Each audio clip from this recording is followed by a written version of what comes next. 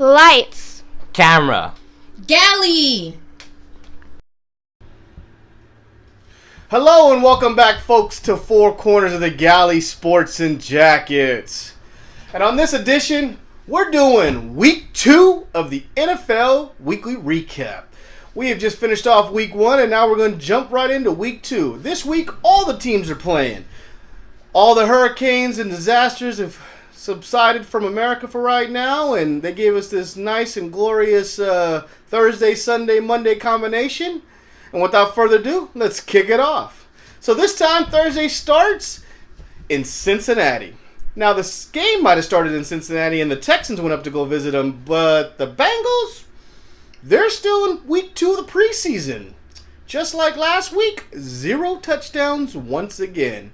Man, you're starting to think that this is the Bengals before Marvin Lewis. I mean, someone got fired.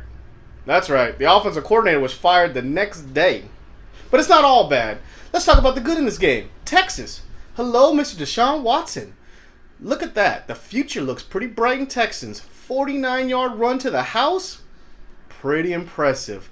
13-9 Texans. Come on, Bengals. You're better than that. Texans squeaked this one out. All right. Well, now let's move on to the Sunday morning games. And let's kick it off with the Browns versus the Ravens. In this battle of the AFC North, you get the Browns playing the Ravens in Baltimore. And just like last week, the Browns come up short. Only they come up a whole lot more short than they did in Week 1. 24-10 Ravens. Oh, almost said Falcons. Ravens. Mr. Joe Flacco had a nice little game. You could definitely see when Flacco gets some weapons on his team, he looks pretty good. The defense is starting to look like the old Ray Lewis days. And the Browns, I don't know. Deshaun Kaiser looked good, then came out with a migraine and got replaced and then came back in. I mean, Browns fans know they can't keep a quarterback. Hopefully there's some good things coming in the future. All right. Well, on to the next game. You got the Carolina Panthers versus the Buffalo Bills. Yeah, there's much more to say about this. 9-3. Carolina over the Bills. Boring. That's all I can say. Cam Newton doesn't look fully healthy yet, but he does look decent enough to lead his team down the field. The Bills have an amazing defense, but no offense. I think we can all know where their offense is. I mean, 2 receivers are playing in with the Rams this year, and they need some help. They are definitely one of the teams that looking to fall down to the bottom, but that defense is amazing. So maybe it's just early season jitters, and they'll get past it, and we'll have to come back and check it out. All right, now moving on to Game 3. And this one's got the Indianapolis Colts versus the Arizona Cardinals. Whew, man. Here's another very complicated 2 teams to figure out. This one goes 16-13 Cardinals over the Colts in overtime. First off, the Colts don't even have Andrew Luck still. They go and pick up Mr. Brimsky from Brimscott, from the Patriots in the trade, and he looked pretty decent. But man, the Cardinals, they lost David Johnson for almost the whole season, and they looked bad. No run game to show for. Carson Palmer still slinging it everywhere. That defense used to be amazing, but it's still not the same.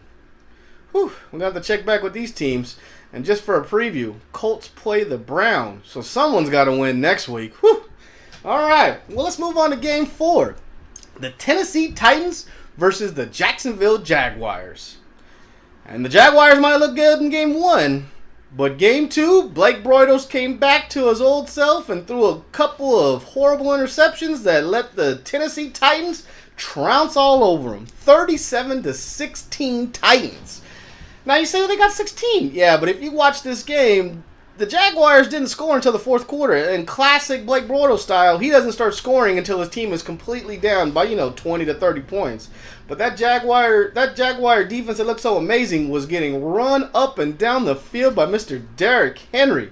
Woo! You looked impressive, just bowling over people. And Marcus Mariota, he looked a little shaky, but that Tennessee defense really did come to play. And Adoree Jackson, he's looking like a nice little corner/punt returner, kick returner. Good things in Tennessee. All right, well, let's move on to the next game. And at this point, we got the Kansas City Chiefs versus the Philadelphia Eagles. in the battle of the old Andy Reid versus new Andy Reid. And it was a very, very good slugfest. This game went back and forth with the Chiefs pulling it out 27-20.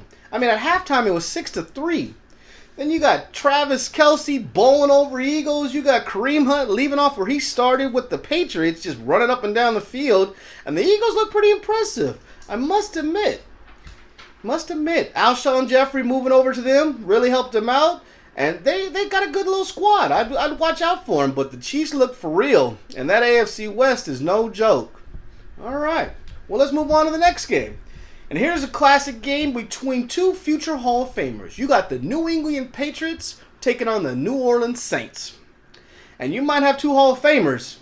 It's still a Patriot League. For anybody who thought the Patriots were down, yeah, you should have waited to this game, all right? 36-20 Patriots. Tom Brady, 3 touchdowns, looking like Tom Brady. The defense showed up, and yeah, they're looking good.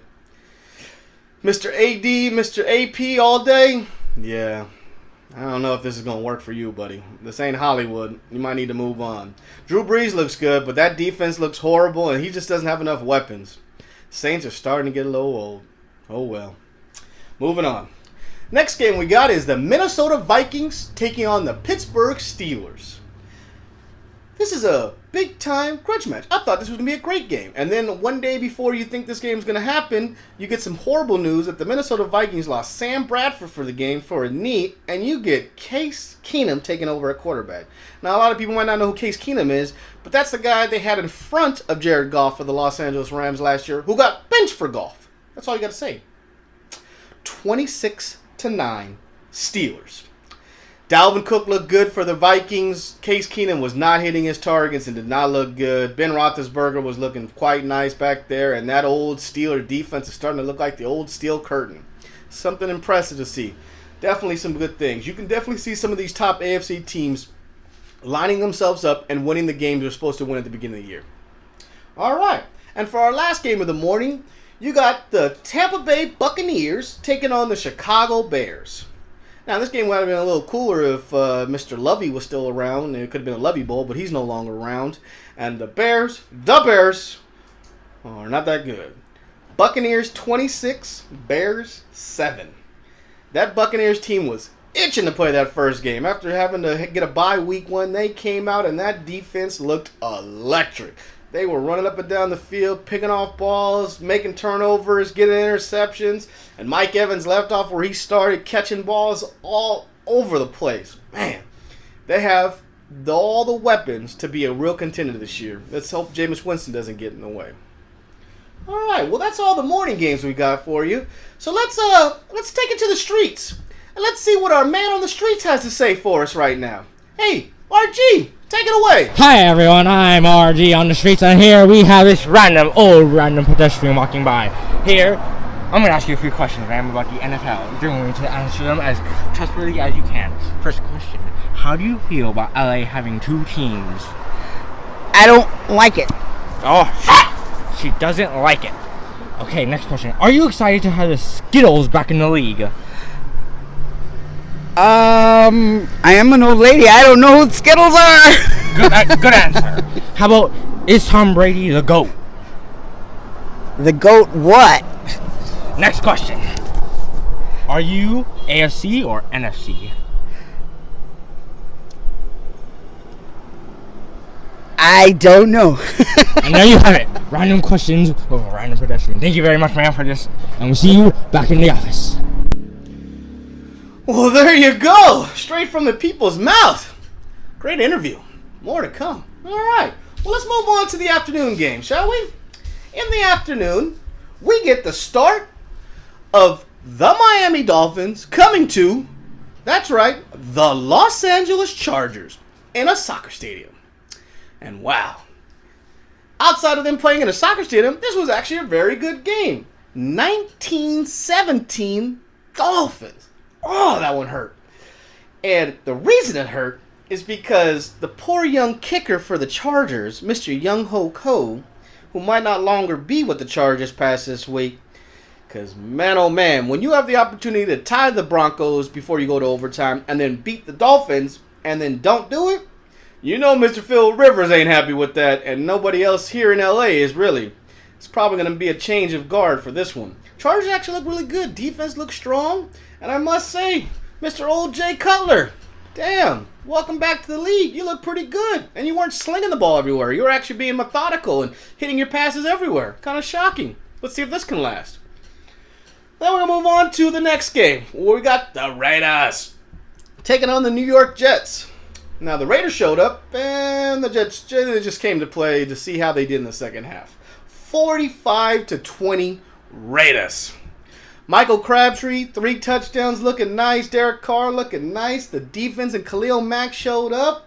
The Jets, well, they're just another one of these like 5 or 6 teams that are really kind of not fully there. They don't have a quarterback. They don't have a lot of weapons, and they're just kind of getting for it. I mean, they did score 20. They did go take Jerome Kearse from the actual Seahawks, and he scored a beautiful touchdown, so there's things to look for.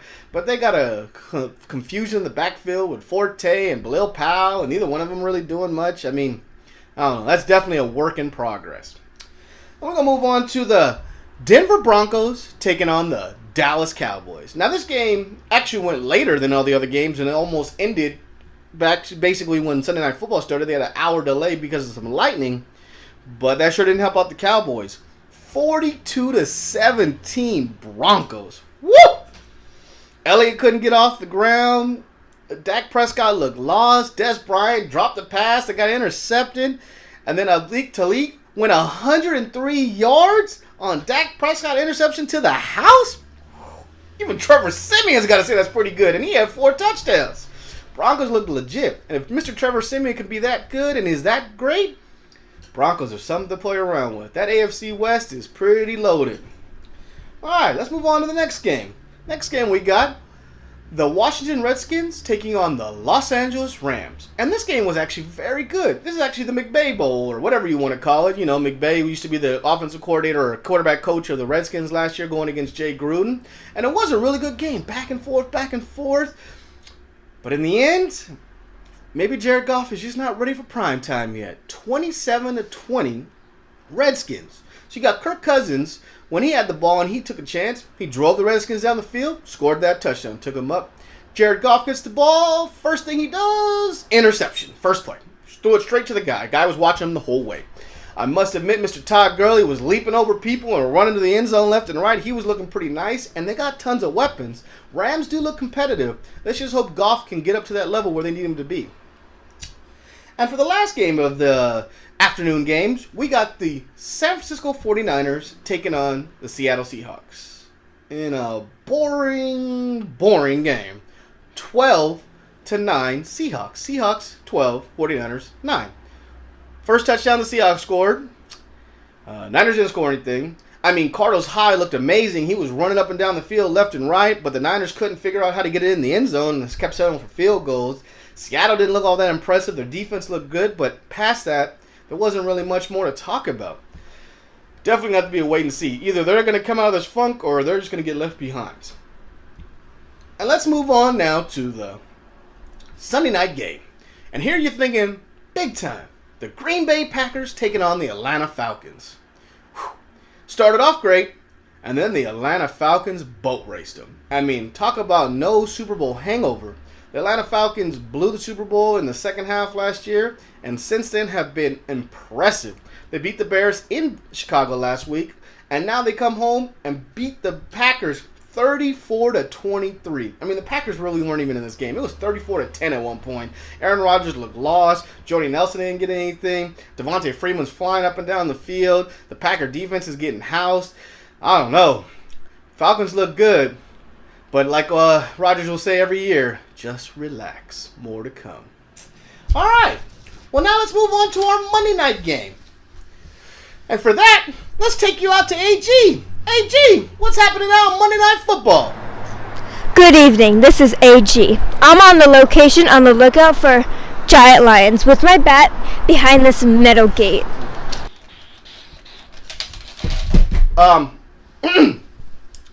AG, I think that is the Lions versus the Giants.